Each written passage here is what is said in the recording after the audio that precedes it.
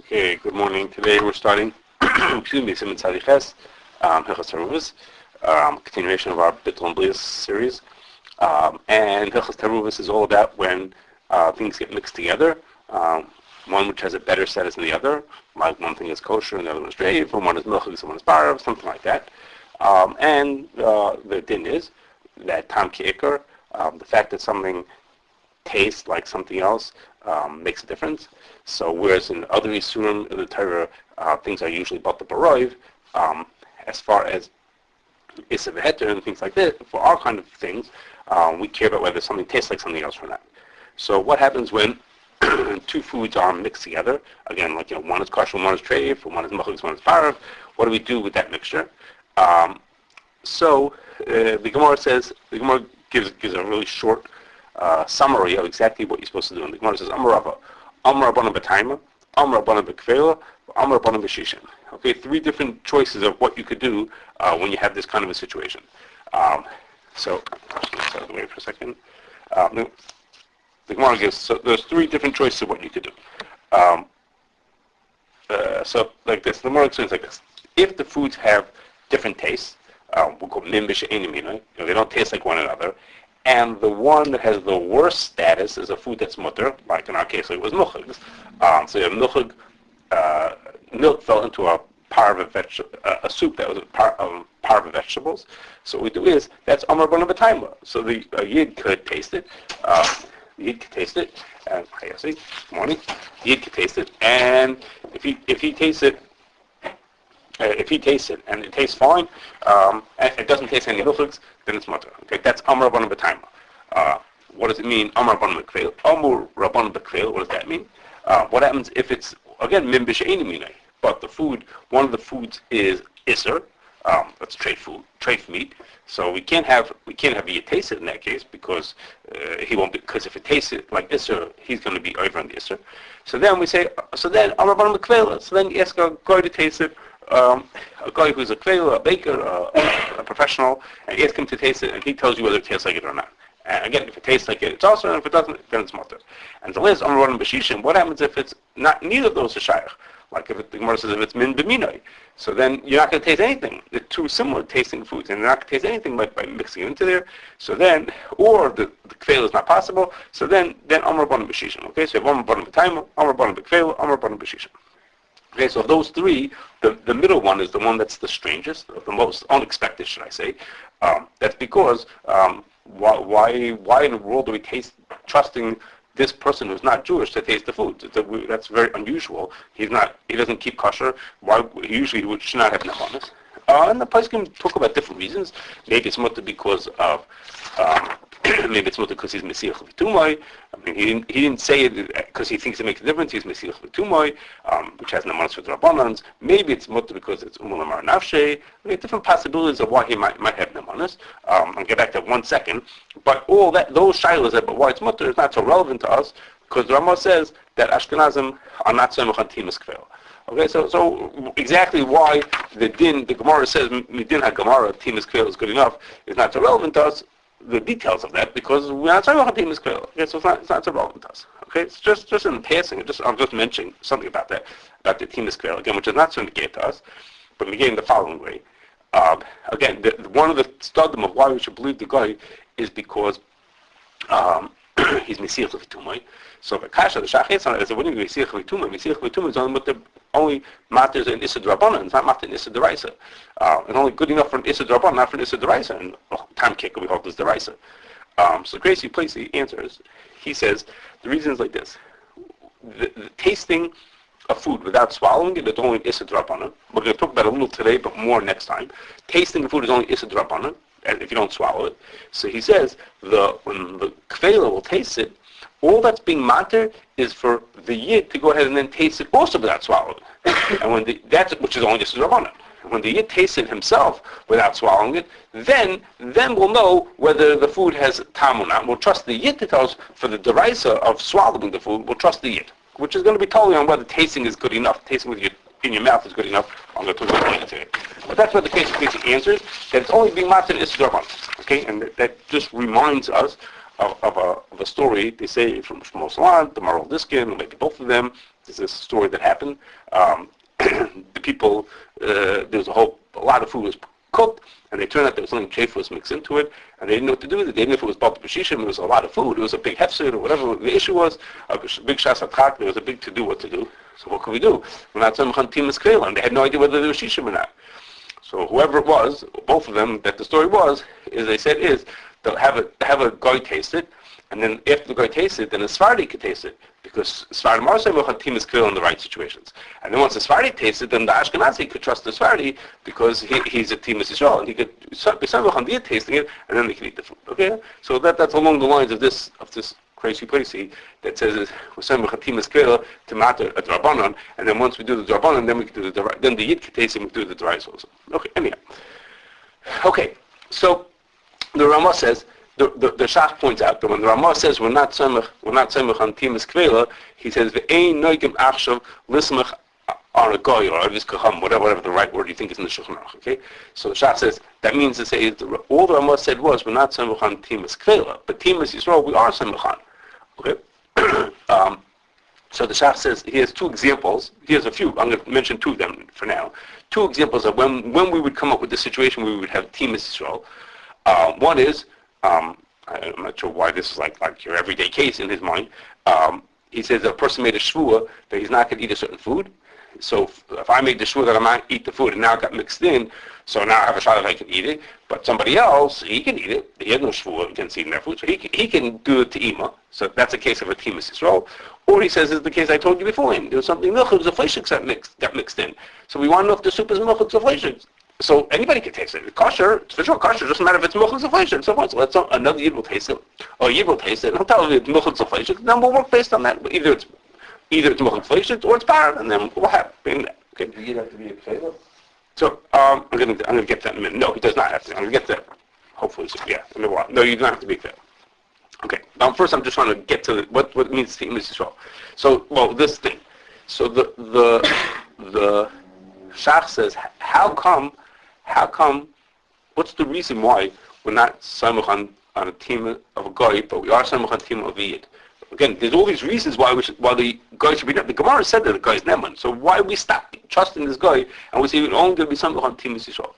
So he says this because even though the din is because of Ulamar Nafshe or Mesiach V'tumah, there's reasons to give them Nemanis, but we're still concerned that they're maybe not giving us a fully honest assessment. And the Mela, we don't trust t'imas kefeilah anymore. But a Yid, he's going to tell us the truth. So him we do trust. Okay. So if you just read this here in Siman Tzaviches, you read the Ramah and the Shach who explains that t'imas Yisroel is okay. You would walk away from this saying that t'imas Yisroel is perfectly fine. You could be samech on t'imas Yisroel. It works. A team of a kefeilah it doesn't work, but team of Yisroel would work. Okay. But if you read a little more carefully, you find out that the Shach says, also go look at what I wrote in Siman Tzavivav. Okay, this is Siman Tzaviches. Go look at what I wrote in Siman Tzavivav, and go look at the Tshuvas Ramah. There's a famous the Tshuvas Ramah we talked about in the past about Tshuvas Ramah about the olive oil that comes in barrels the claim was that they were smeared with chazer in those barrels. And go look over there, and you'll see what I said over there. Okay, if you go look over there. Over there, the Shach is talking about if you have Siman Tzavivav, so he's talking about a double char of a radish that was cut with a fleshik knife, and you want to know whether the radish got a tam of fleshik to it. Okay, because now is that radish now fleshik or not? Okay, and that to do with the double char of shagos and things like that. Okay, so the Shach says is a Yid could taste it. Because if you taste it, it's only a matter of being fleshing, so it's kosher, you can taste it. He says, but you can only be samech on that b'diavad. Okay, and he tells you if you want, and you know how I know that you can only be samech on that b'diavad, go look at the Ramah says in Taras Chatas that you should only be samech on these things b'diavad.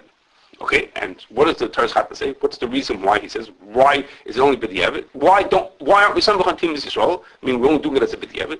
So he says, because ain't on a bekim. He says, ain't b'niyadam as man as a bekim b'ti'ima. Or in different places, he said, "Eno bekim b'zeh kamay b'chol advarim hatzrichim b'dika." Okay, we're not samech on things that need a person to make a subtle distinction. We're not going to be samech on that. Okay, so I'm going to get to a question on that in a second, but just a clear, what does that mean? That ain't on the bekim. I have two ways of explaining that.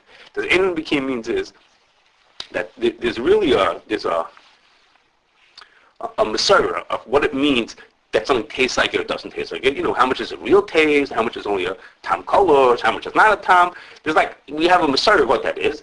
And over the years, we've lost the knowledge of what's considered that it tastes like it or doesn't taste like it. So, in on the bikini, we don't know the information, so I can taste it, but after I taste it, I'm not going to know whether it's over the line or under the line. Or is it? So then in that case, if the guy says, I have no taste whatsoever, then it should be good. You think if it tastes zero, okay. The other version, the other possibility is that no, we would know what's considered tam or not considered tam, or 100 other things that the Rambam says in on the bikini on, but we're afraid that people are too. It's a question of like our Yer Shemayim. Maybe we're gonna think that it doesn't have time because we're biased because we want it to taste laheter rather than lesser. So our bias is going to overcome our search for the truth. And instead of telling us what I really taste, my mind is going to play tricks on me, and I'm going to say it doesn't really taste like that thing, or 100 other things we're in on the bikini. Okay, so the Yad Yehuda is much like the second way. That it's not that we don't know what we're looking for. It's that we're concerned that the person's not gonna give a real answer. He's going to be swayed by his negias to have things in a certain way. And that would also explain to us why the Ramah could say such thing that it's l'chatchila, we're not saying l'chatchila Yisroel, but the we are. If we don't even know what it takes to be that ta'im, what ta'im means, we don't know how much is considered, like we're missing a piece of information, why would we say l'chatchila b'diavad? Okay, but this way, to say that it's a matter of it's a question of are we sure that you're being honest? So we say, l'chatchila, we should be mocked, but maybe people are not so careful. But people, if the guy says that it doesn't taste like it, doesn't taste like it. Okay. Anyhow, so, but the question What is, does for the evidence mean? The evidence means, as in Ruba, you mean it happened already? if it happened already. Okay, so, now, but maybe I'm going to explain that better in a second, and that is, what's going on here? In Simon Tzaddik Ches, the Shach said that the reason is because we don't trust the guy. We're afraid he's not going to tell us the truth, even though there are technical reasons. We're not going to see way too much to believe him, but we're not going to trust him. But a Yid, we perfectly fine, we trust him. When it's a Yid, we trust him.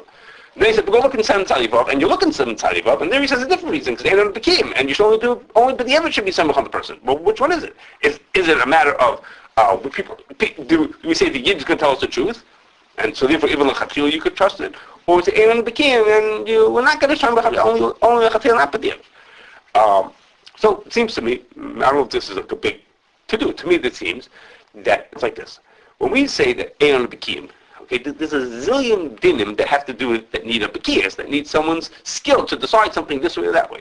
And when we say Ein became, the Ramah in a lot of places says we're not bekim in certain things, and the Ramah even said, I read to you, he said is anything that has to do with we're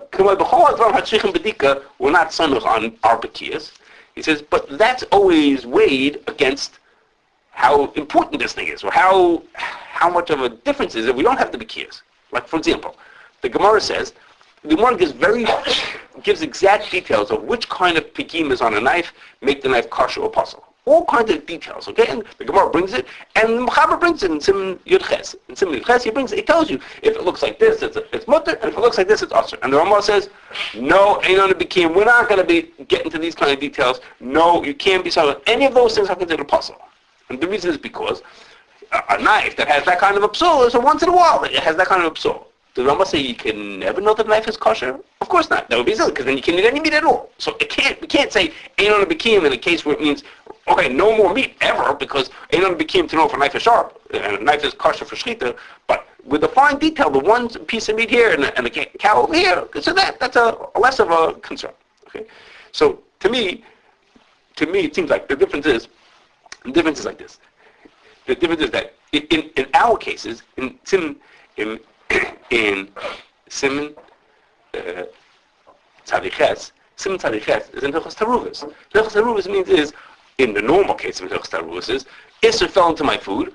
If you tell me that we can't be samach on a yid to taste this food, then I'm finished. I can't eat it. It's going in the garbage. Okay, nothing I can do with this thing. Okay, or I made a neder that I'm not going to eat this. I'm not going to eat the food. If you tell me that we can't be samach on T'imas Yisroel, then the guy who owns this food, I can't eat it. Okay, somebody else can eat it, but I won't be able to eat it. Okay, so it's automatically a b'diavad. As opposed to Simon Tzadivav is in Hilchos Bas B'chol. So in Hilchos Bas B'chol, So the radish is fleshig. Okay, so you can't eat it now. You'll eat it in a few hours from now. Or you'll eat milchiks a few hours from now. It's not the end of the world. It's opens itself up to a case of being a single lechatchila this and b'diavad this. So we say enon b'kiyim when we come to situations where it's possible to say lechatchila b'diavad.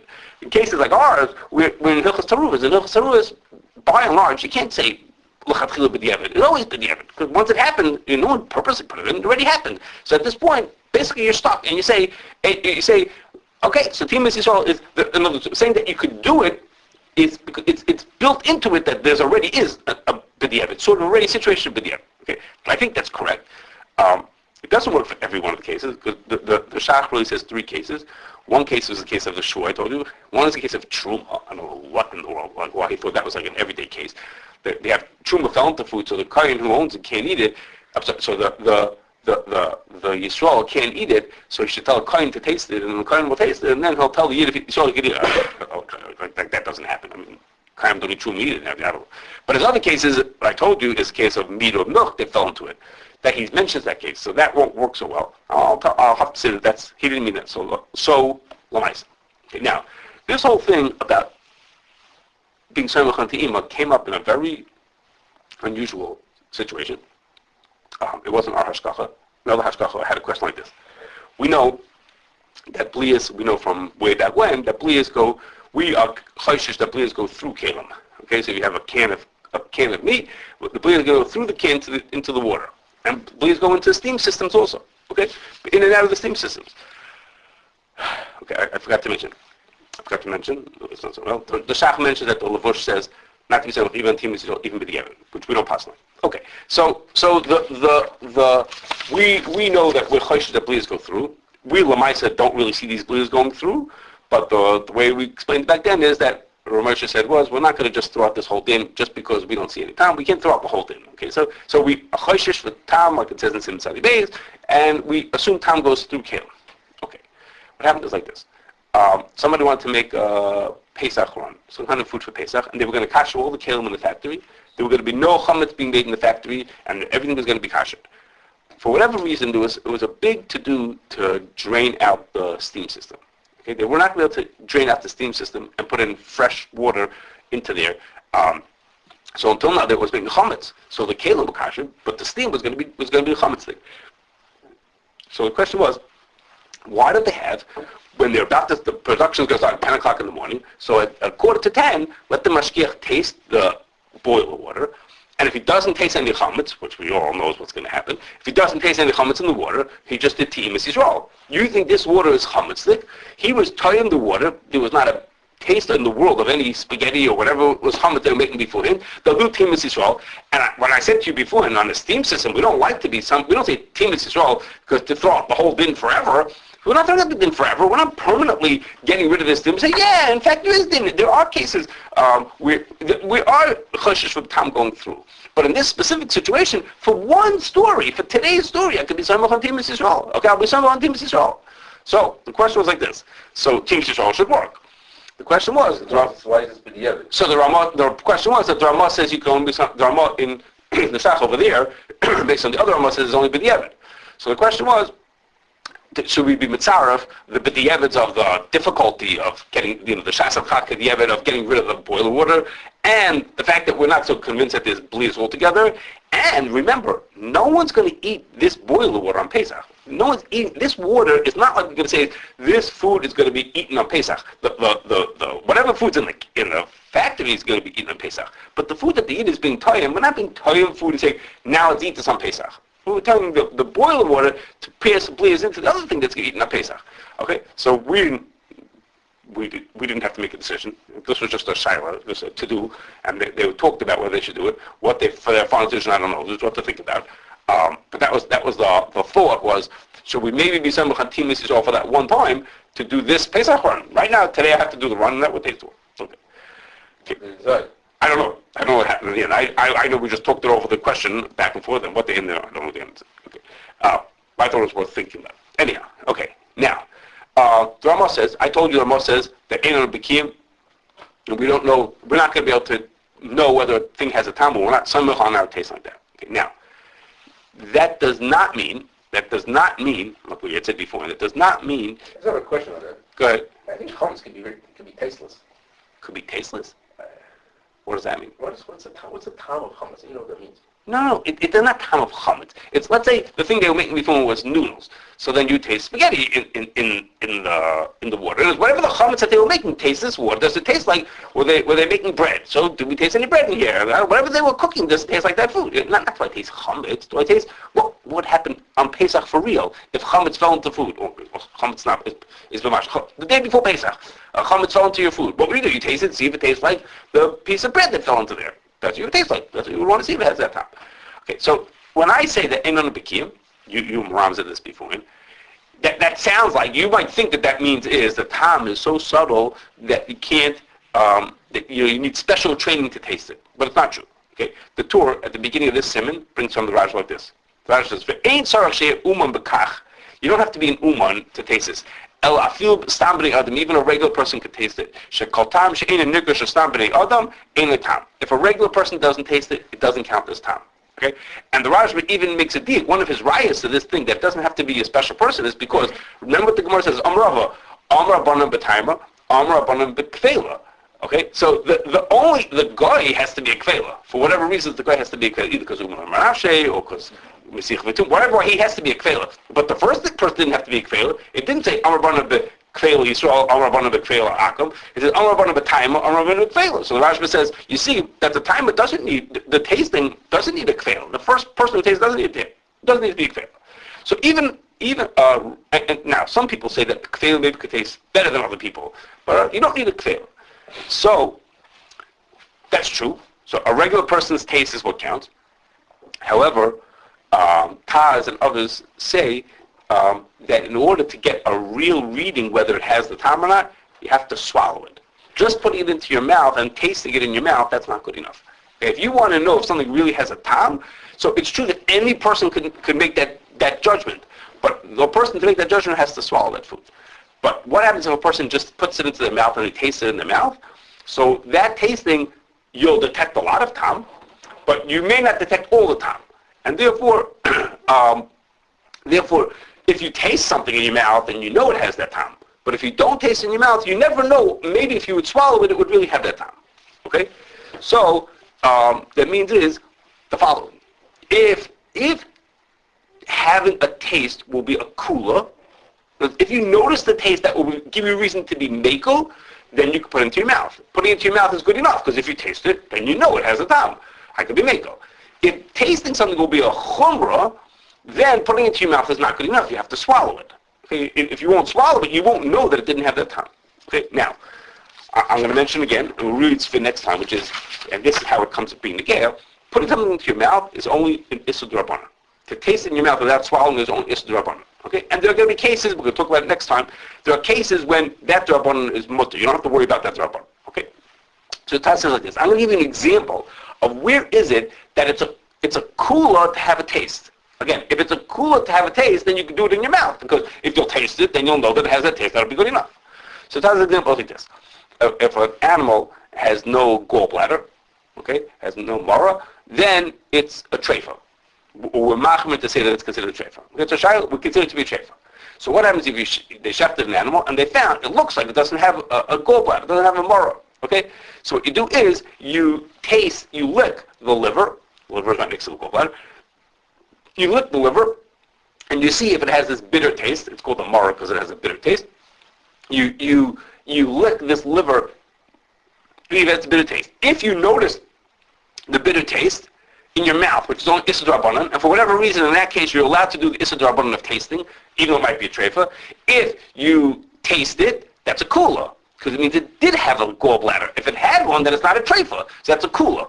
If you taste it when you lick it, then you know the animal had no mara, and then the animal is kosher. If you don't taste it, it could be it still had a mara. It could be, and you won't notice it until you swallow it. But you can't swallow it, because that would be an issur d'oraisa, and therefore you have to be machmir. But if you do notice the bitter taste in your mouth when you lick it, that's good enough, and then you could be mikvah. That's his example of where tasting is a kula, and therefore putting it in your mouth would be good enough. For us, we have a much more lamaisa case. Most people are not licking livers to look for gallbladders. We have another case, and that is if we're looking to see if the water in a boiler is pogum. Okay, so there, if it has a pogum taste to it, that's a cooler for us. We say, oh, the water's pogum. Therefore, the fact that there's kasher on one side and treif on the other side, or milk and inflation, that could be makel. So I have to taste if there's begim in the water. There, the having a taste in the water is a cooler. So there, if I put it into my mouth, and I say, oh yes, this water is pogum, that's good enough. So again, assuming that I'm allowed to put it into my mouth, I'm assuming I'm allowed to be that possibility is a drabana. Assuming I'm allowed to put it into my mouth, then and I taste it, then I'll be able to be makel because I'll say I know that it has this tam. If I don't taste anything, it might have the tam, but I'll never know because it won't be swallowed, and then I'll have to be machal. Okay. But what happens if it's the other case? What happens if tasting is a chumrah, like in Shulchan Aruch, like in our din, like the Taz is in Siman Tzadiches? What happens if some tray fell into the kosher food? Well, if it has the tam, that's the chumrah. If it has the tam, that makes me be then I can't eat the food. Then putting it to your mouth won't do you any good. Because if you taste it, of course it'll be awesome. If you don't taste it, you'll never know. Maybe it does have the time when you swallow it, so you have to be machul in either case, and it doesn't do you any good. Okay? So again, in short, when we say Amar Bana B'Taima, it means you have to swallow it. Okay? So Amar Bana, and that's why the Gemara says it works by min b'she'eni min, where one was kosher, like there was milk in the soup. So if I have to swallow it to see if it really has that time. But in cases where the taste will be a cooler, then it's possible to put it into your mouth, and putting it into your mouth will be good enough to tell you that it had that time. Okay. Now, so I'm really finished with the. This doesn't look like the crazy before. Right. So the crazy was told. That's correct. I mentioned beforehand that crazy is making the assumption that tasting in your mouth will be good enough to tell you that it doesn't have time. That's correct. That's correct. But that's not assumed like that. Taz says not like that. That's a question on the crazy. I mentioned I said back there that we'll see later that it's not so clear that you'll have to do that. But I really mentioned the crazy just because I wanted to get to the story of how you could go from one person to the other to get it done. Okay. Just stopping from Hilchos Hebrews for a second. 2 examples of this idea that it's asum d'Rabbanan to taste food and why that makes a difference. That they have nothing to do with Hilchos Hebrews. One is that on a fast day, the Gemara says that if you're fasting, you're allowed to put into your mouth up to a revius of food without swallowing it. And the Mechaber says that's for all Tanaisim, except for Yom Kippur and Tisha B'Av. That's what the Mechaber says. And the Ramah says, no, it's only for fast that you're makabel on yourself. Because the Gemara says the reason why you're allowed to do this is because achilu ushtiya kibulei v'haleka, you weren't doing achilu ushtiya. But the Gemara says it's that he was kibulei. So it's only for Tanaisim that you chose to make for yourself. But if it's a tainis tzibur, like the Shavas B'Tamas, then you're not allowed to do that. That's what the Ramah says. You're not allowed to even put it into your mouth. And the Mishnah Berurah says a couple of coolers on that. And he says, first of all, if a person cooks for a Sudas mitzvah, and they want to make sure, let's say there's a pigeon haben that's going to be for the end, after the fast, so the person wants to taste and make sure that the food is coming out okay, so he could be samach on the mechaber, to put in lesser revius and spit the food out. Also, he says, what happens if there's a person who will give them a lot of tsar, to not be able to rinse out their mouth? So then they could be mekel, and he says even on Tisha B'Av, even if it's a tzar gadol, but on other Tanaisim, if it's a tzar b'samach on the mechaber, and Dayan Weiss says that applies the same thing. This idea of a tsar is someone who bothers him, or he has really bad breath, and he wants to rinse out his mouth on a tainus. He could be samach on the mechaber, that except for Tisha B'Av and on Yom Kippur, he could put food into his mouth and spit it out. That's one. Secondly is another din. This in Hilchos Bas B'Chol. The mechaber says that if you chew meat, you have to wait 6 hours before you eat milchiks. Okay, even if you didn't swallow it, you have to wait 6 hours. The Ramah says, well, the Ashkenazim don't wait 6 hours or anything. We don't have to wait 6 hours.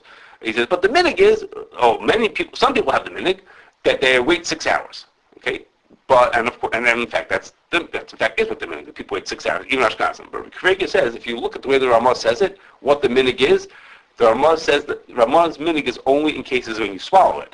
But if you just chewed it, that part that the Mechaber said, if you chew it, you also have to wait 6 hours. Kefeilah says, no, the Ramah didn't say that the minig on such a thing like that. So if you just chewed the meat, you would not have to wait 6 hours.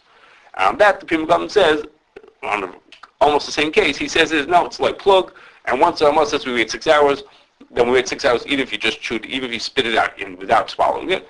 And on that, the Dr. Chu says maybe if you just taste with your tongue without chewing it, maybe that's better. Okay. Now the opposite case, l'chayr, is also the same thing, which is what happens if I have fleishings and I want to put milk into my mouth and spit it out.